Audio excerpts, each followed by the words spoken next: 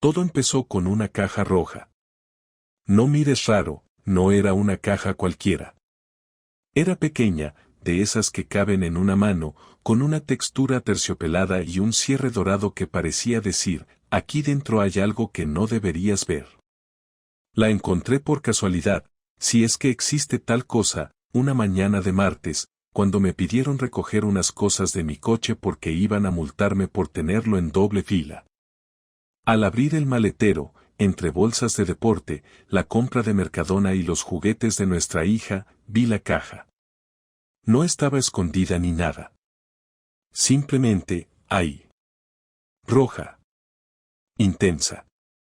Y no era mía. La curiosidad puede con cualquiera. La abrí.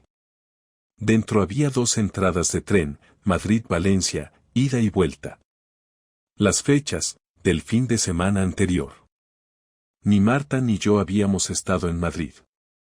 O eso creía. También había una nota escrita a mano, la próxima vez, sin despedidas incómodas. Te pienso cada noche.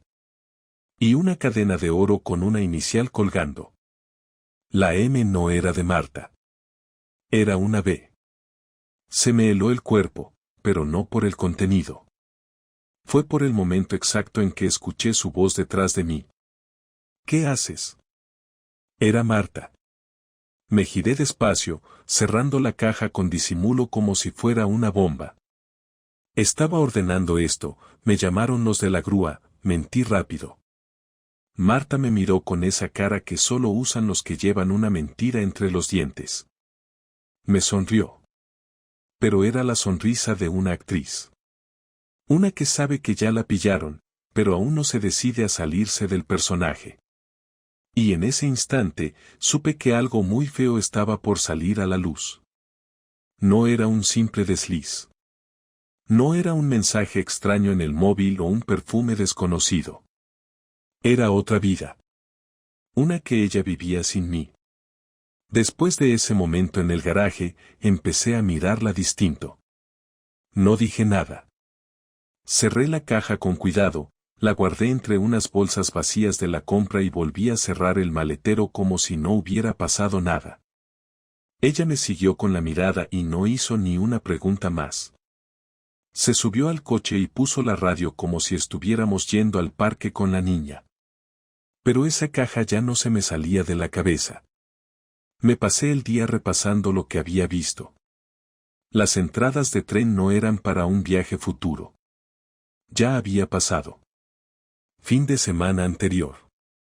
El viernes por la tarde me dijo que tenía jornada extendida en la clínica por una formación interna. Me pidió que recogiera a Lucía del colegio y que organizara la cena. Yo, como un gilipollas, lo hice sin pensar. Encima me preocupé porque llegó tarde y venía muy cansada. Se duchó, dijo que la habían hecho practicar técnicas de movilización postural toda la tarde.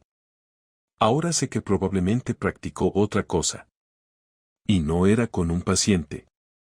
Ese mismo martes por la noche, cuando ya todos dormían, bajé al coche otra vez, saqué la caja roja y la llevé al trastero, donde guardo mis herramientas y las cosas que no usamos. La puse encima de una estantería metálica, la envolví en una bolsa negra y cerré con candado. No quería verla, pero no podía tirarla. Tampoco quería que ella supiera que la había encontrado. Al menos no todavía. Lo raro fue que, en los días siguientes, Marta no mostró señales de nada. Ni sospecha, ni nervios, ni precaución exagerada. Seguía tratándome igual, tal vez incluso con más cercanía.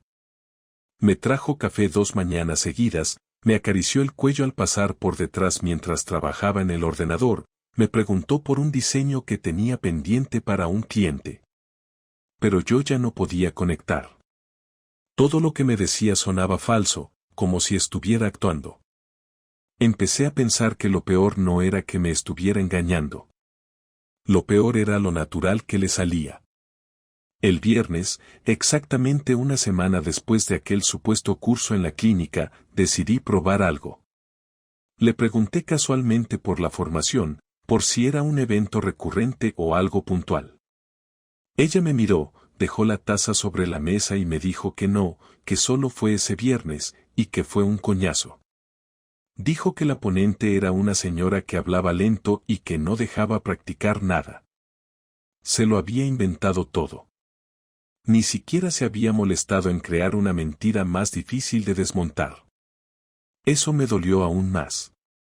El sábado por la tarde aproveché que fue al supermercado y saqué la caja roja de su escondite. No había más sorpresas dentro, pero algo me hizo revisar las entradas. En la parte inferior, en letra pequeña, venía el código de reserva. Lo metí en la web de la compañía y me arrojó los datos completos: nombre de los pasajeros, vagón, asiento, DNI. El otro billete estaba a nombre de Bruno López. No me sonaba de nada. Busqué en redes. Nada. Solo uno que trabajaba en un gimnasio cerca del centro. Entré a la web del gimnasio. En la sección de personal, segunda foto, Bruno, entrenador personal. 30 y pico, fuerte, sonrisa blanca, tatuaje en el cuello. De repente lo entendí todo. Marta había empezado a hacer pilates hace 3 meses. Lo mencionaba todo el tiempo. Que si la instructora era buenísima, que si se sentía mejor de la espalda, que si pensaba pagar un bono anual. En ningún momento mencionó a Bruno. Supuse que se veían allí. O que él era quien le daba las clases. O algo más. En ese momento me invadió una sensación desagradable, no de celos, sino de asco. No por él. Por ella. Por cómo me lo había metido todo en casa sin pestañear, sin un solo titubeo. Por cómo había vuelto de ese viaje y me había dicho que se le había hecho larguísimo el día, que necesitaba solo dormir. Guardé todo como estaba, pero ese mismo día creé una cuenta falsa y me apunté a una clase de prueba en ese gimnasio.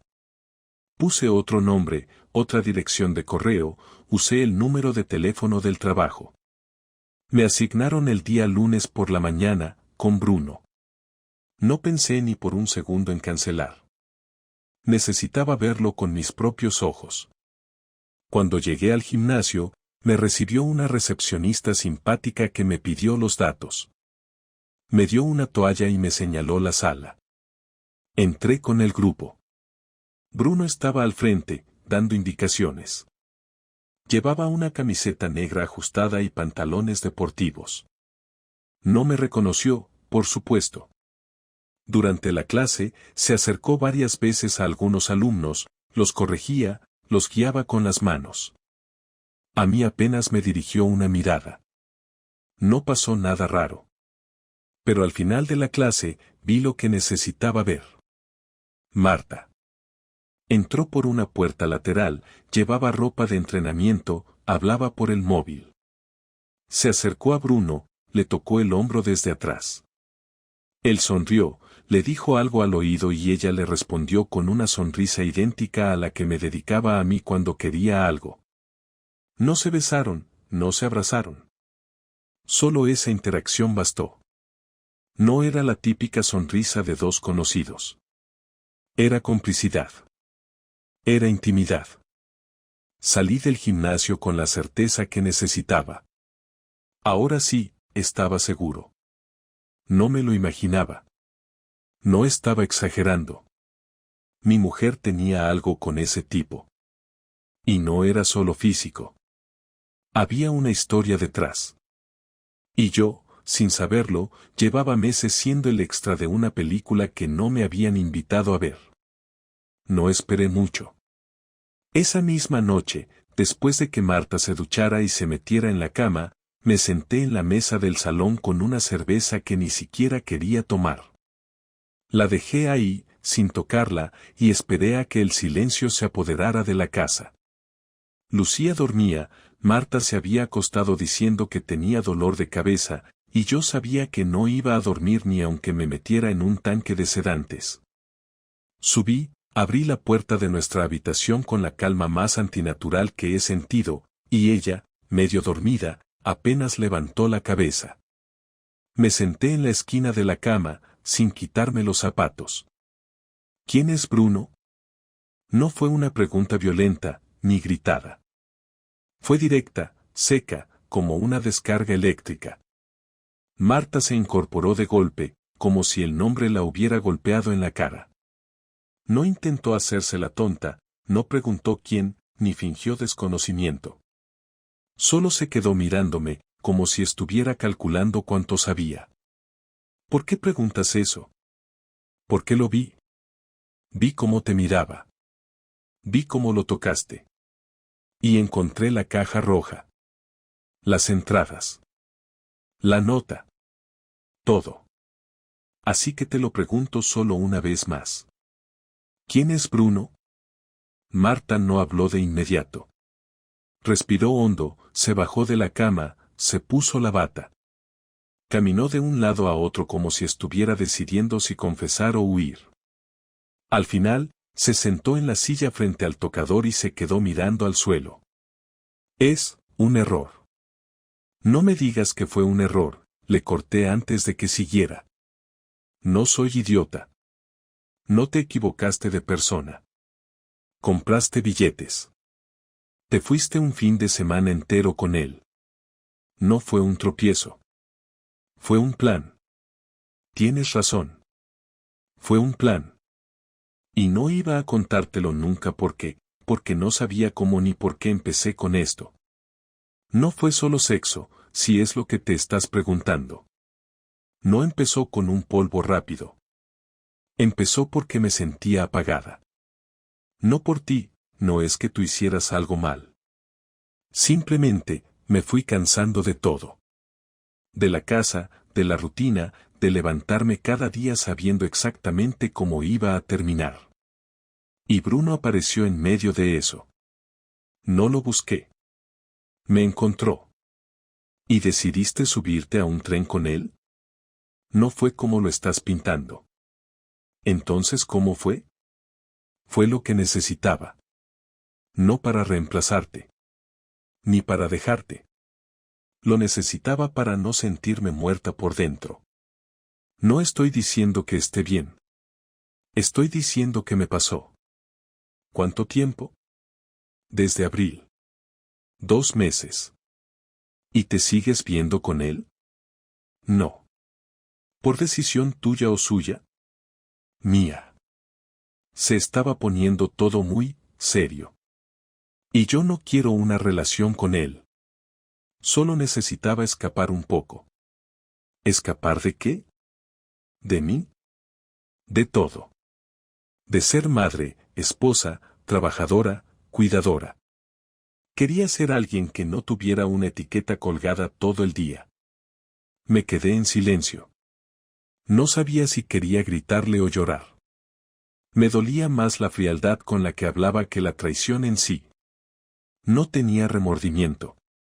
Tenía cansancio. Estaba agotada emocionalmente, pero no por mí. Por todo. Y eso me hizo sentir invisible. ¿Y ahora qué? Pregunté, sin levantar la voz. ¿Quieres que lo hablemos? ¿Quieres que intentemos arreglarlo?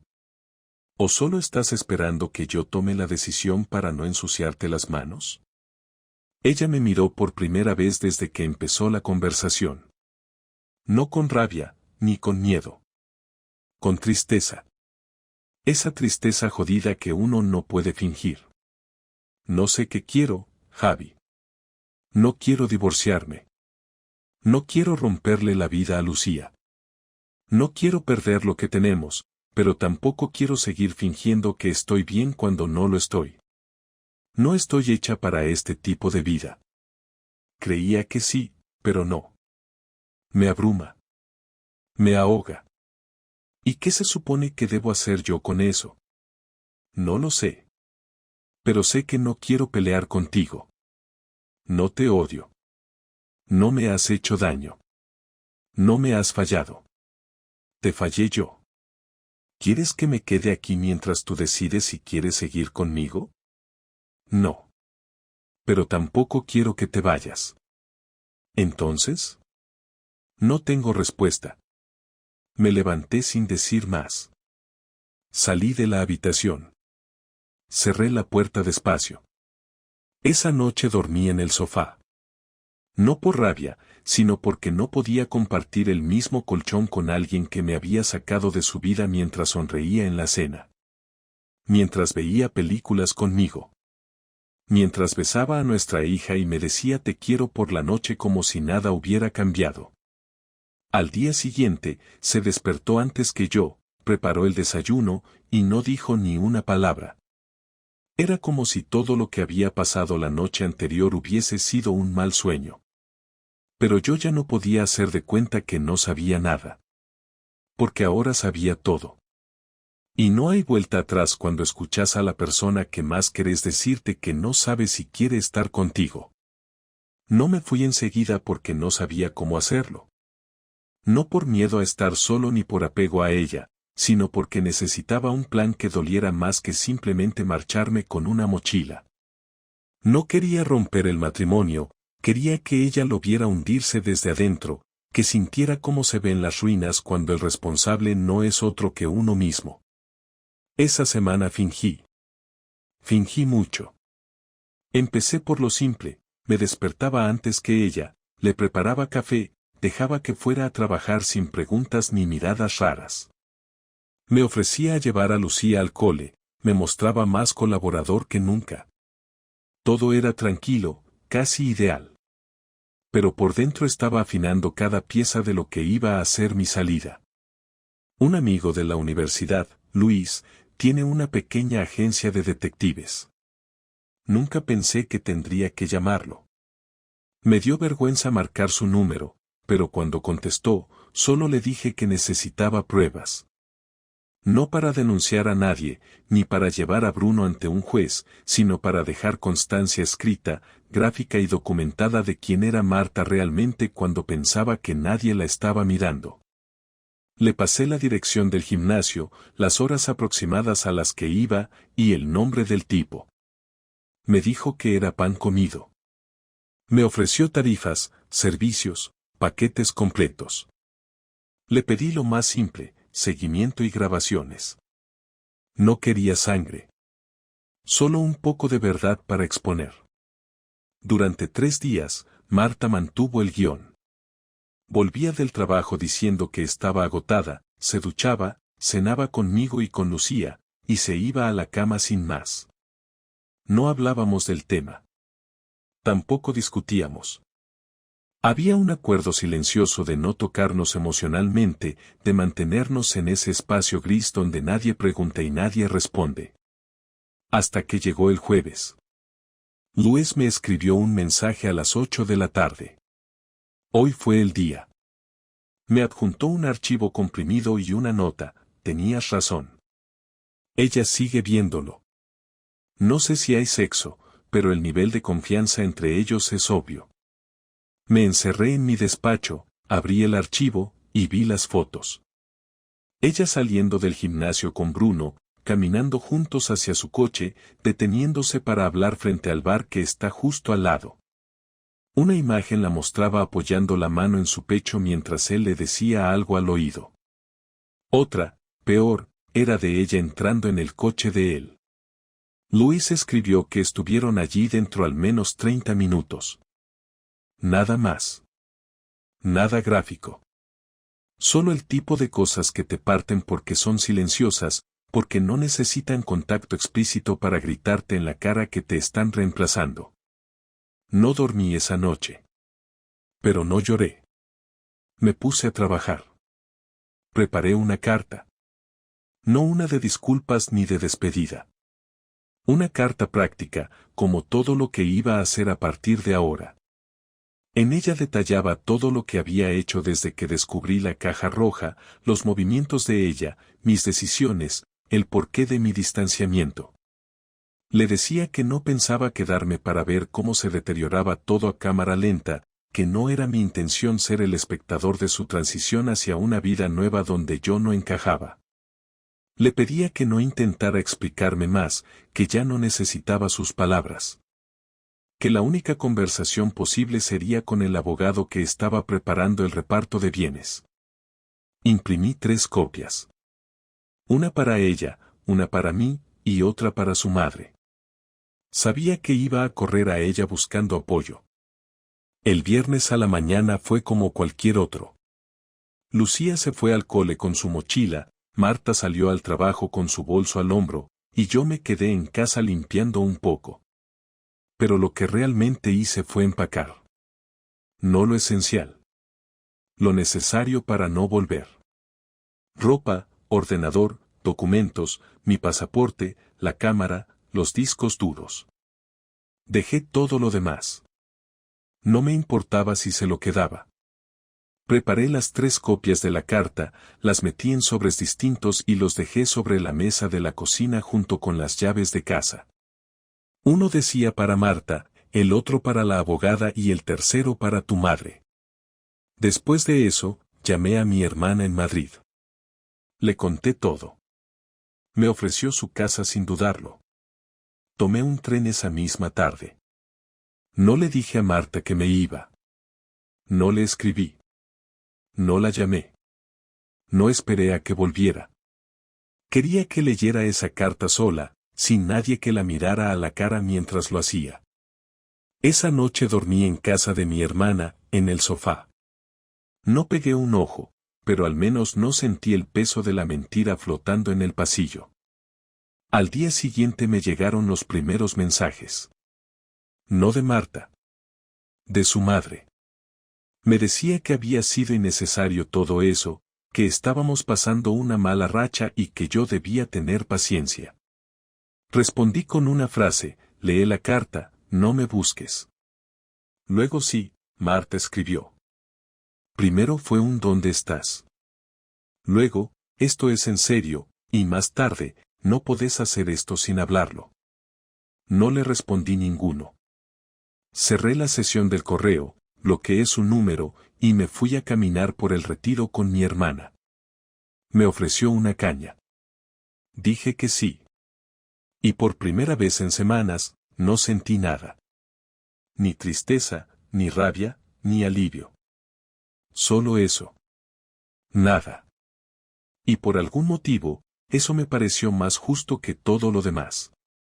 Estuve 4 días sin saber nada de ella. No porque no intentara contactarme, sino porque no le dejé ninguna puerta abierta. En casa de mi hermana tenía todo lo que necesitaba, una cama, comida caliente y silencio. Lo que no tenía era una idea clara de qué iba a pasar con Lucía. Sabía que eso no podía dejarlo en el aire. No quería que mi hija se viera en medio de algo que no entendía, pero tampoco pensaba seguir haciendo de padre de familia en una estructura que ya no existía. El 5.º día decidí responder.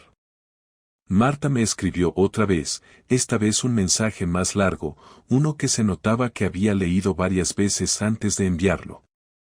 Me decía que lo entendía, que no iba a justificar lo que hizo, que estaba en shock por cómo lo manejé pero que, viéndolo fríamente, no tenía derecho a reprochar la forma si yo ya sabía todo.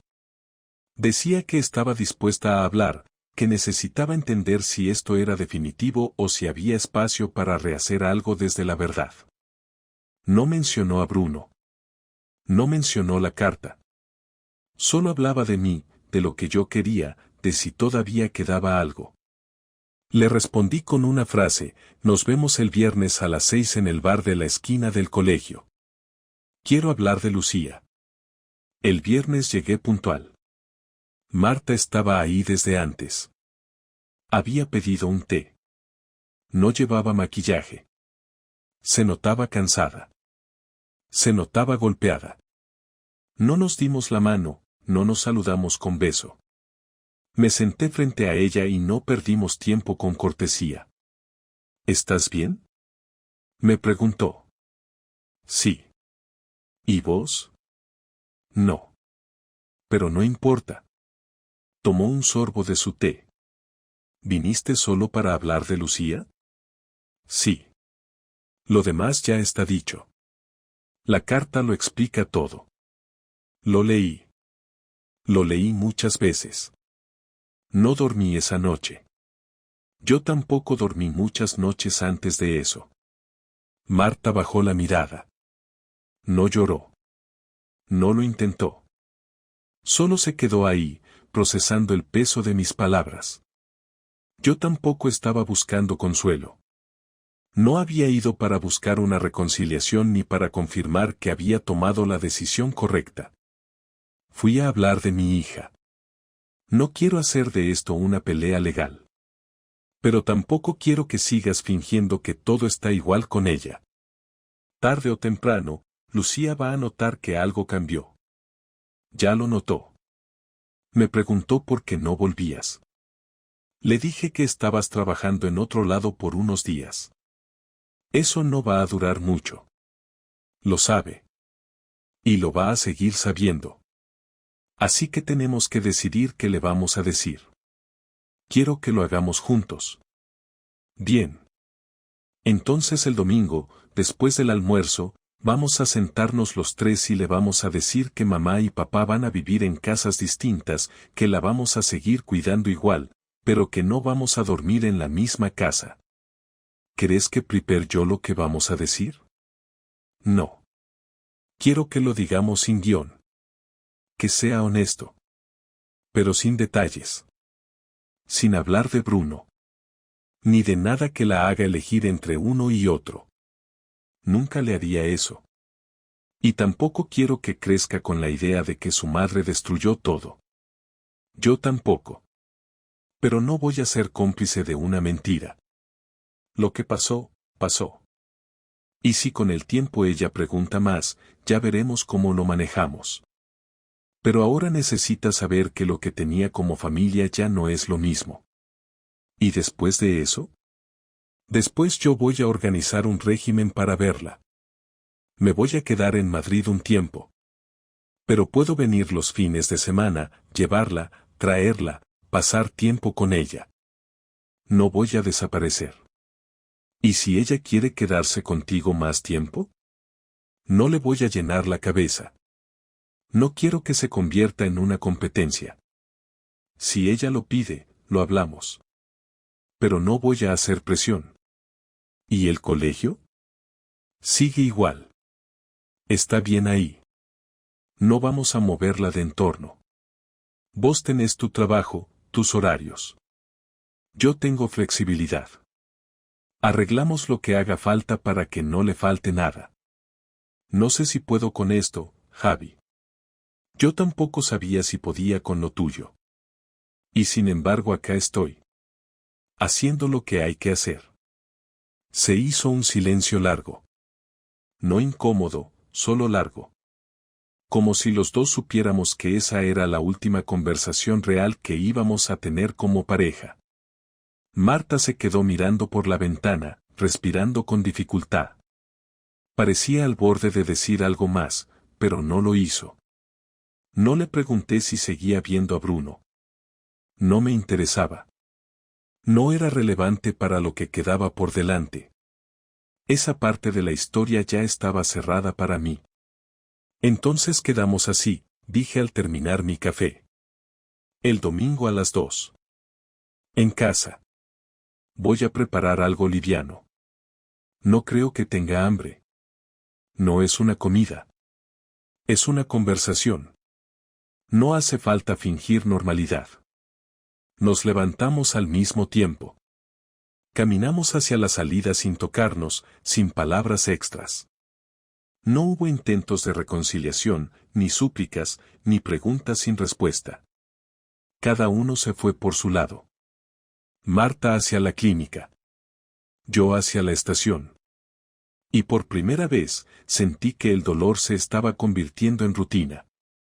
El domingo llegó sin que lo notara. Pasé los días previos con un tipo de ansiedad que no tenía forma, como si algo grande se acercara pero sin saber si era una explosión o simplemente el sonido final de una puerta cerrándose para siempre.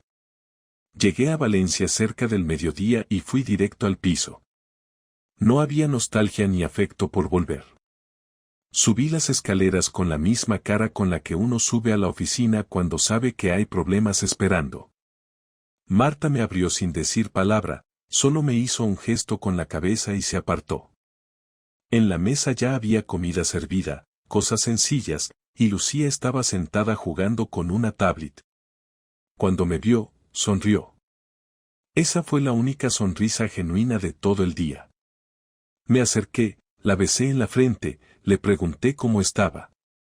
Me dijo que bien, que el colegio seguía aburrido y que el profe de mates era un pesado. Le reí la broma como pude, sabiendo que en pocos minutos íbamos a arrancarle el suelo. Comimos con calma, intentando hacer tiempo, pero era inútil. Ninguno de los dos podía tragar del todo bien. Ella lo notaba. A la tercera cucharada, dejó la tablet, nos miró y preguntó: ¿qué pasa? Nos miramos con Marta. Me tocaba a mí hablar. No por ego, ni por estrategia. Era mi responsabilidad. Me acerqué a su lado y hablé sin rodeos. Papá no va a vivir más en esta casa, Lucía. Mamá y yo vamos a estar en lugares distintos, pero eso no cambia que los dos te vamos a seguir cuidando como siempre. Lucía frunció el ceño. No lloró. No preguntó. Solo se quedó callada unos segundos. ¿Por qué? Porque ya no estamos bien juntos. No es culpa tuya. No es por nada que hayas hecho. A veces los adultos se separan porque es lo mejor para no hacerse daño. ¿Entonces se odian? No. No nos odiamos. Pero tampoco podemos seguir fingiendo que todo está bien. Y no queremos que tú vivas con esa mentira. Ella bajó la mirada. No rompió en llanto. Solo tragó saliva, como si lo hubiera entendido todo sin necesitar más explicaciones. Marta intentó decir algo, pero la interrumpí con un gesto. No porque no quisiera que hablara, sino porque ya estaba dicho todo lo que importaba. Lucía se levantó, fue a su habitación y cerró la puerta. No la seguimos. No insistimos. Nos quedamos sentados frente a los platos fríos. No lloró, dijo Marta. Eso no quiere decir que no le dolió. ¿Y ahora qué? Ahora seguís con tu rutina. Yo voy a hablar con el abogado esta semana. Te va a contactar para formalizar lo de la vivienda, la custodia, los horarios. Quiero que todo quede por escrito. Por ella, no por nosotros. ¿Y si ella te pide vivir contigo? Entonces vamos a evaluarlo. Pero no voy a usar eso como moneda. Vos tampoco deberías. No lo haría. Bien. Nos quedamos ahí, uno frente al otro, sin más cosas para decir. Me levanté, fui hasta la puerta del cuarto de Lucía, toqué suavemente. No respondió. Entré despacio. Estaba acostada, con la cara contra la pared. Me senté al borde de la cama, le acaricié la espalda. Voy a venir el viernes. Vamos a pasar el fin de semana juntos. Podemos hacer lo que vos quieras. Ir al parque, comer hamburguesas, lo que elijas. Asintió sin mirarme. ¿Me vas a seguir llamando todos los días? Claro que sí. Nada de eso cambia. Me giré, cerré la puerta y volví al salón. Marta seguía sentada, sin moverse. Le dejé una carpeta sobre la mesa con toda la información, mis datos nuevos, el nombre de la abogada, las condiciones propuestas. No la miró. Me fui sin despedirme. No hacía falta. El piso se fue apagando detrás de mí con cada escalón. Esa misma noche volví a Madrid. Me encerré en el cuarto que usaba en casa de mi hermana, abrí el portátil y borré todas las fotos de Marta de mis carpetas personales. No por odio. Porque ya no tenía sentido guardarlas. Me quedé con las de Lucía. Hice una copia de seguridad solo con lo relacionado a ella. Guardé todo en una nube y eliminé el resto. Al día siguiente, empecé a buscar un piso pequeño en el centro, algo cerca del colegio donde pensaba inscribirla en el futuro si las cosas cambiaban. A la abogada le dije que fuera justa. Que no quería arruinarle la vida a nadie. que no iba a pelear por lo que no me importaba. Que solo quería lo necesario para seguir siendo padre. 2 semanas después me mudé. Un piso de 2 habitaciones, sin lujos, pero limpio. El primer fin de semana con Lucía fue difícil. Ella no hablaba mucho, pero tampoco se alejaba. Jugaba, comía, dormía conmigo.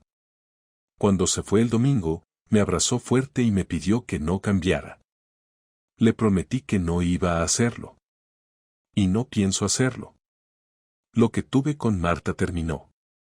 No sé si alguna vez volveré a estar con alguien. No es algo que esté buscando. Pero sé que de todo esto aprendí algo que no está en ningún manual. Aprendí que uno puede tenerlo todo en la superficie, pero perder lo esencial sin darse cuenta.